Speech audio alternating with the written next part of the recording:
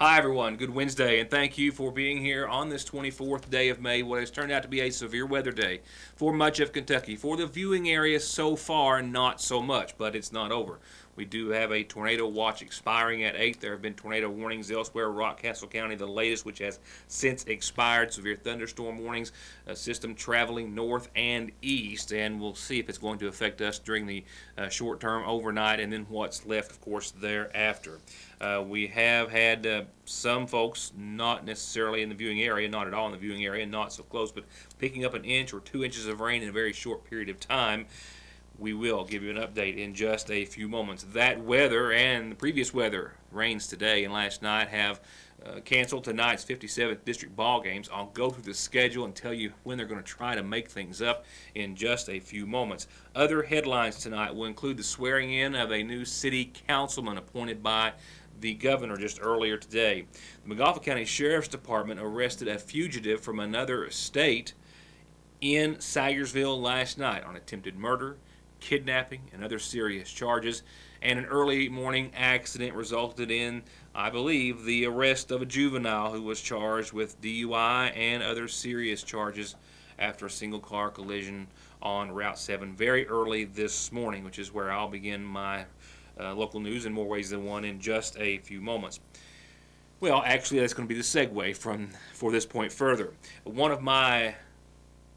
One thing on my agenda or to-do list for today was to speak with Johnson County school officials in regards to the vote yesterday, which was held on the nickel tax. However, it was 4 a.m. that I was awakened by that auto accident and a situation that I just wanted to refer to and pass something along for you in just a few moments. So I have been busy and been up since the wee morning hours and did not make it to Johnson County, but as I reported to you last night, yesterday's vote was on the nickel tax and it did fail by about 300 votes. Nearly 278 votes or so was the difference, those voting down the tax. That means that the Johnson County School District will now have to give taxpayers back the more than $800,000 that they had collected annually since the tax was put in place and approved the first time around, and that also is leaving them looking for options to try to fund a new Johnson Central High School to replace the one that they say is over capacity, as well as all the renovations that they have been busy, even as most recently as this week in their regular session meeting, planning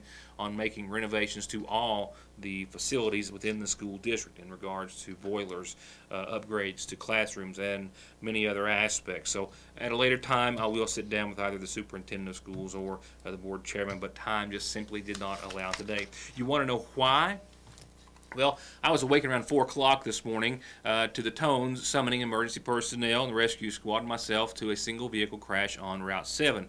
At the same time, I was staggering and stumbling through the house, half asleep.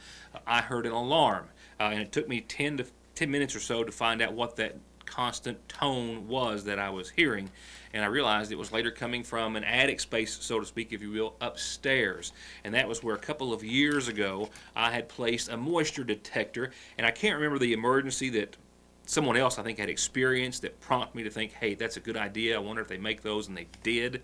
I think it was the flooding maybe of my parents' basement, now that it comes to me. But nevertheless, I purchased some of these moisture detectors and placed them upstairs. 50 gallons of water overhead, as that's where one of the water heaters is never a good idea should something fail.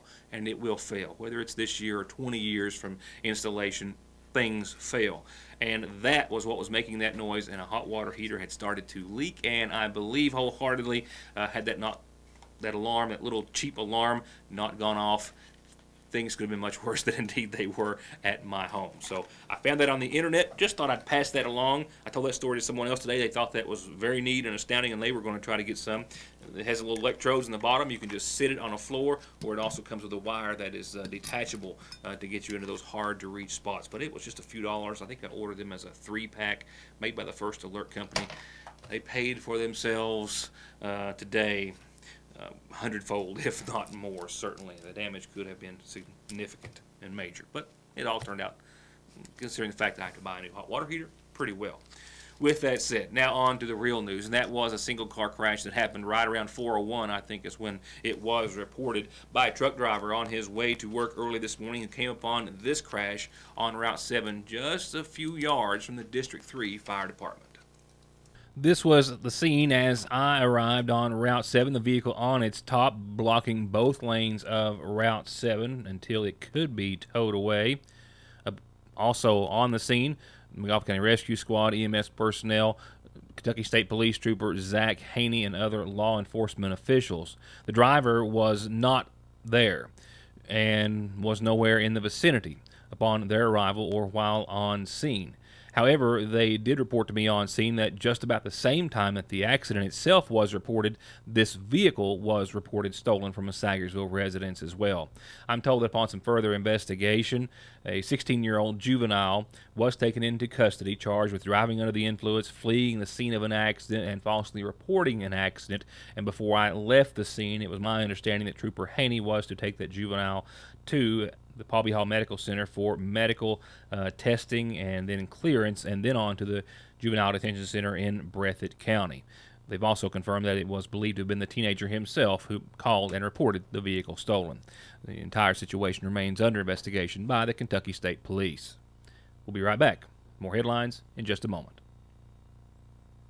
To get high-speed internet on their state-of-the-art fiber optic network for all of your home and business solutions, or to watch TV without a contract on over 200 digital channels with superb quality, or stay connected with family and friends with 24/7 telephone service you can always depend on, contact Foothills Broadband today. Or just click on their link to the right to find out how they're working to provide the latest in communications at affordable prices with exceptional service at Foothills Broadband. McGoffin County Sheriff's Department, and I spoke with specifically earlier today, McGoffin County Sheriff's Deputy Neil Adams, as his name was on the arrest citation, took into custody last night this man, a fugitive, wanted on serious charges, and I do mean indeed serious, including attempted murder, kidnapping, theft by unlawful taking, and others, and he is being held now pending his arrest here in Sagersville on a $250,000 bond. McGoffin County Sheriff Carson Montgomery, McGoffin County Sheriff's Deputy Jonathan Holbrook, and Deputy Adams all went to a residence on Lick Branch behind Lee's Famous Recipe in that area last night to a residence after receiving a tip that a fugitive was hiding out or staying at a residence on Lick Branch.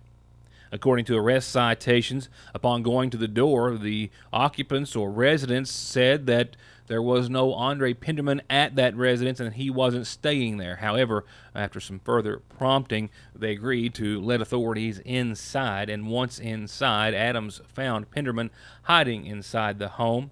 He was taken into custody without any incident. However, he was wanted on an outstanding warrant out of Richmond, Kentucky, from what I understand, on attempted murder, kidnapping, theft by unlawful taking of an automobile, criminal mischief, and being a persistent felony offender. He was also ordered jailed and held on a $250,000 cash bond. It's also under investigation by authorities and the newsroom as to whether he's also wanted out of South Carolina on other charges as well, those charges unknown. It's also been reported that he was staying with a female here in Sagersville and had been there for an unknown period of time, but was arrested at a Sagersville residence late last night or early this morning and is still in the Big Sandy Regional Detention Center, we believe, waiting extradition to face those serious charges of attempted murder, kidnapping, and others. I'll take you to the swearing in of Sagersville's new city councilman in just a few moments right now. Suffice it to say, a lot happening on tonight's McGoffin Farm Bureau community calendar. It begins with birthday wishes, 63rd birthday wishes, I am told, to Peanut. That's Hazel Peanut Adams. Love Jamie and John and Jim and family and friends. Happy 63rd birthday today, I'm told, to Hazel Peanut Adams. Happy birthday to you.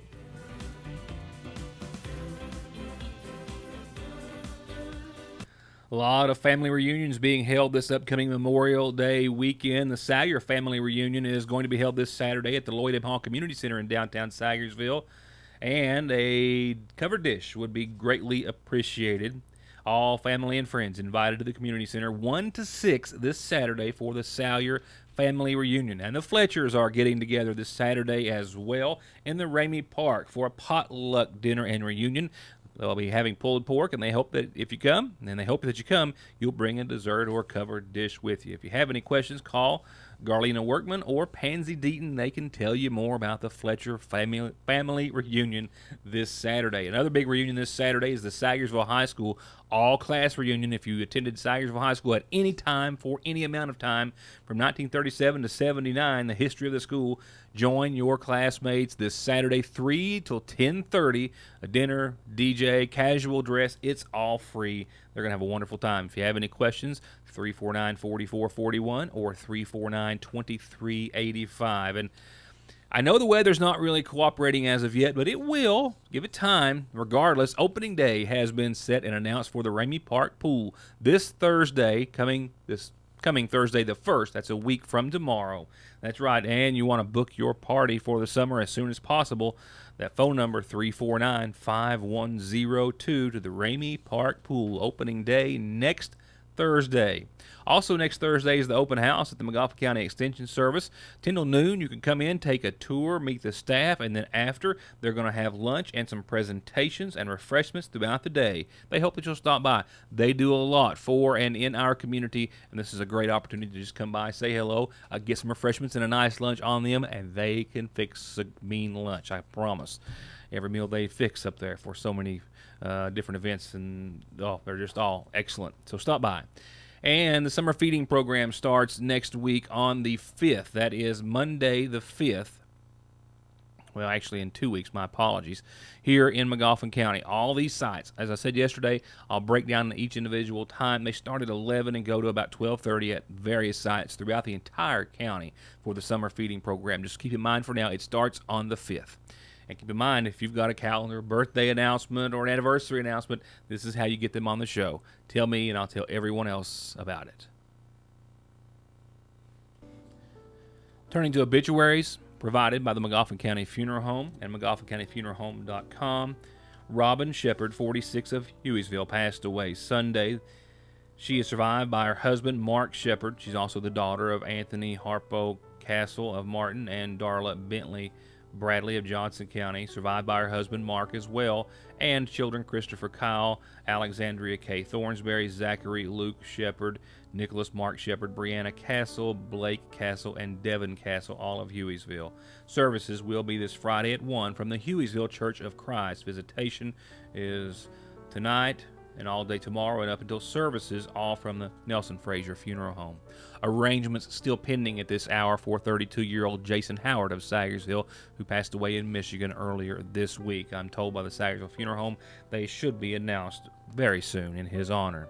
And we've also been told today of the passing of Jim Howard. That's James C. Curtis Howard of Sagersville, 68, who passed away late last night or early this morning. Arrangements still being made in his honor to be announced soon by the Magoffin County Funeral Home.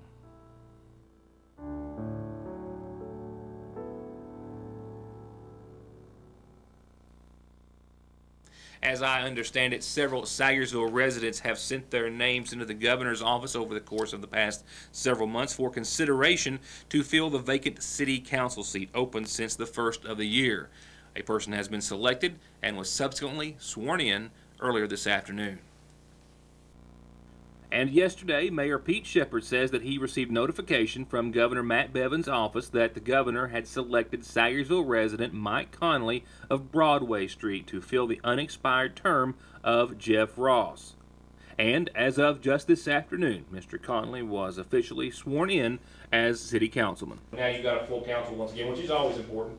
Yeah, it's always important, especially this year. We've had two sick, one in a car accident in the last month and a half, and we've really been short-handed, having a hard time having means. But to have somebody the caliber of Mr. Mike Conley, he's always been great to volunteer to do anything with the city. He serves on the Housing Authority board, and he does a great job there and has been on there quite a few years. And he's just glad to have somebody that is civic-minded and wants to do a good job. And Conley, who along with several other individuals who, as I said, had sent their name to the governor's desk for consideration, when asked, said that he felt an obligation to serve. Since it's for the benefit of Magoffin County and the city of Sayersville, I thought it's kind of my legal obligation to help my county and my city. And Conley won't have to wait until next month to take his seat at the council table, as the mayor informed us that they'll be calling a special session sometime next week in order to get a second reading in of the budget proposal. We'll, of course, have our camera there and a report to follow. Not just the rains, but also the severe weather threat has called off for tonight the 57th District Tournament. First round action is still yet to be played for the boys or completed for the boys. We'll take you right now to a quick update on how many games have made it through thus far and how they're planning on getting them in one way or another by Monday. So we know what's happening with the girls, or what's going to happen. When, still a bit iffy, but it has been set. First round action, the Lady Hornets beat Sheldon Clark 6-4, as I told you on Monday night. They got that game in. That puts the Lady Hornets at 11-11, even on the season. And it puts them up against the Lady Eagles of Central, who ousted Paintsville Monday night, 10-0 in 5 innings. That means, of course, we have a championship, which was set for tonight for the girls of McGoffin and Johnson Central, which has now been set till tomorrow night at 7 o'clock. Now, this will be a rematch of sorts, not of sorts, but will be a rematch. They played only once this season, in which Central ousted the Lady Hornets 10-0 in 5 innings, as they did Paintsville in the first round. So we'll have to wait and see how it turns out for the Eagles and the Hornets. Lady Hornets, that is, and Lady Eagles, hopefully tomorrow evening at 7. That, of course, still to weather pending. As for baseball and the boys, they had 2 games set last night. That would, of course, lead to the championship. They got one of those in before they had to call it for the evening, and they did their best. That was Johnson Central and Sheldon Clark. Central's boys put the brakes on Sheldon Clark, held them to 0 runs, and scored 10 in 6 innings. Johnson Central advancing to a 27-7 record, and they would be taking on, as of right now, this Friday at 7 in the championship round, the winners of, well, what was to be last night's second game, what was to be a makeup game tonight, which is now set for tomorrow night. So we still have one boys game to get under before we can see the other half of the boys championship, which is to be played Friday at 7. And that game is the Hornets versus Paintsville. The first game, which is still yet to take place. The McGoffin County Hornets at 13-6. The boys from Paintsville at 16-15. They were set to play tonight at 6. That, of course, has since been canceled. And now they are set to play tomorrow evening at 6 in what will hopefully be a game 1 before the girls' finals. They have to get these games in by Monday one way or another. And they're already looking ahead to, if they can't get them in what they need to tomorrow and Friday, to picking them up again on Saturday. One way or the other, I'll be keeping you posted. Today we have added here at the studio 0.6 of an inch to the now 7.5 inches of rain that we've seen for the total month of May thus far. A tornado watch does expire at 8. I think nothing more than a formality for the viewing area. No other watches or warnings issued at this hour. And as you can see, a lot of this mass rotating and going on to the north and east should not be a big player in our weather during the overnight, and at least for the next little bit. However, a continued threat of some showers and a few thunderstorms does exist, and not just tonight either. So for the rest of tonight, look for obviously continued cloudy skies and some showers, and nothing on the radar indicative of any severe weather for the rest of this evening. The forecast calling for some scattered showers and thunderstorms and a low of right around 53 for the rest of the night. And cooler conditions, as we've been talking about, will prevail tomorrow. That's where it's going to bottom out for the forecast at least. For your Thursday, more showers are likely. More coming into the area thanks to that big old swath of moisture. Cloudy skies and only 61 for tomorrow. Likelihood of some showers. Quarter to a half inch early, maybe another tenth or so later, but it is all adding up. And right now, no flooding issues, although we're getting close to that point, but no flooding issues expected here, at least in Sagersville and for much of the viewing area. But, you know, one good downburst in one area can change all that very quickly, as we all know. After Thursday, on to Friday, 77. This is the bright spot in the entire forecast still. Mostly sunny and 77 degrees. We'll factor in a 30% chance of some showers, but right now we're talking about late that night, maybe after 10, 11 o'clock or so that evening. So Friday looks to be a keeper. Graduation ceremonies at McGoffin County High School that evening, and any plans thereafter early before the kids go back to graduation, project graduation, that is, should be all right weather-wise, with a nice evening low of around 54 degrees. And once again, only a chance of some showers late Friday night. For the weekend, not as nice. Like I told you, Friday definitely the bright spot. Temperatures, though, will go on the increase, pushing 80 Saturday and Sunday. But with the weekend, also we get clouds, mostly cloudy skies, and you can say a likelihood of showers on your Saturday, 60 to 70%. That's a likelihood in my book. That's mainly after 2 o'clock or so in the afternoon, and then throughout the remainder of your Saturday. Sunday, pretty much ditto. Temperature-wise, clouds and rain, all pretty much the same scope for Saturday and Sunday. Not the greatest of Memorial Day forecasts at all. There will be some dry spots you'll be able to get out and enjoy, but there will be clouds and showers throughout much of your weekend. As for Memorial Day, when you have that, we hope you have Memorial Day off. Well, that will be the day to get out and play, hopefully. Mostly sunny skies. A 20% chance of showers is all, and that's early. I think it's going to be a nice day, Memorial Day on Monday, for 77 and sunny. Tuesday of next week looking on. Still some sunshine, but still a chance of some showers. I don't see anything but the 70s through at least midweek next week and actually a bit beyond. That's going to do it for tonight. As always, much more to see and only to be seen here on Your News Today. Thank you for watching. Keep your eye on the weather for not just the next few moments, but the next several hours. We hope to see you back here safe and sound on tomorrow night's show. Thank you for watching.